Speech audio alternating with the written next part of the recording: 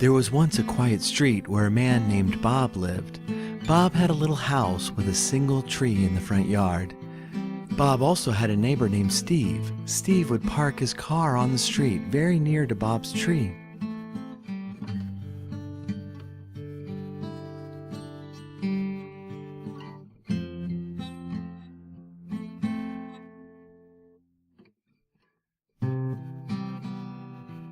One night, a storm came through, and the quiet street shook under the weight of a hard wind.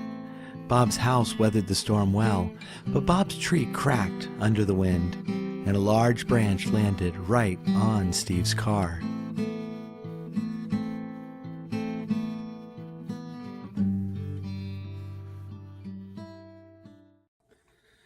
I came across a news story not too long ago about this very situation where someone had parked their car outside a neighbor's tree in a storm. Had a limb had come down and damaged the car. And the reporter was really reporting the story about how he couldn't believe that the homeowner's insurance company was denying the claim. And I remember a quote in there that the lady who owned the car, her own insurance company was forcing her to pay $1,000 in regards to the claim. And it struck me that I knew that this was a misunderstood area of insurance, but to have a news a television news reporter reporting it without understanding the issues involved, just let me know how misunderstood it really was. And so here's the situation. Insurance covers you when you're negligent. And so in order for the homeowner's policy to cover that broken limb, we have to show that the owner was negligent in some way.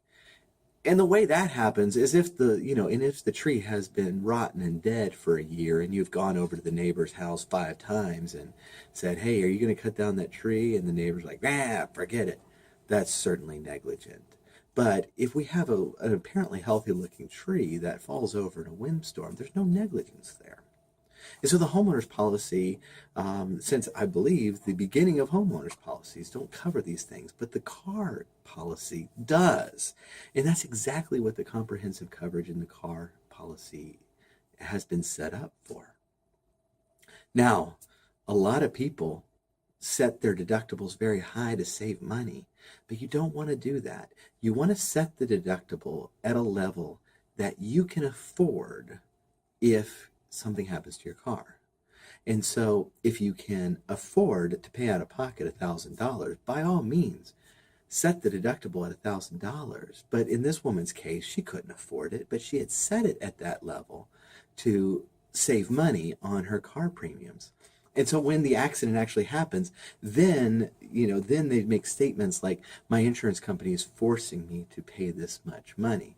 The deductible is what you agree to pay in the case of an accident. It's not something that anyone is forcing you to do. In fact, you can set the deductible at all sorts of levels depending on how much risk you want to take on versus how much risk you want to pass on to the insurance company. Stuff that falls on your car normally is covered by your car insurance under the comprehensive coverage. Pull up your policy and take a look. Do you have comprehensive coverage? It's also called other than collision. Also look to see what deductible is listed. It's often $500, it can be $1,000, it could be $250, it could be actually $0 in many cases. Is that at a level that you can afford? If not, get in touch with your insurance agent and see if you can find a level that is comfortable for you.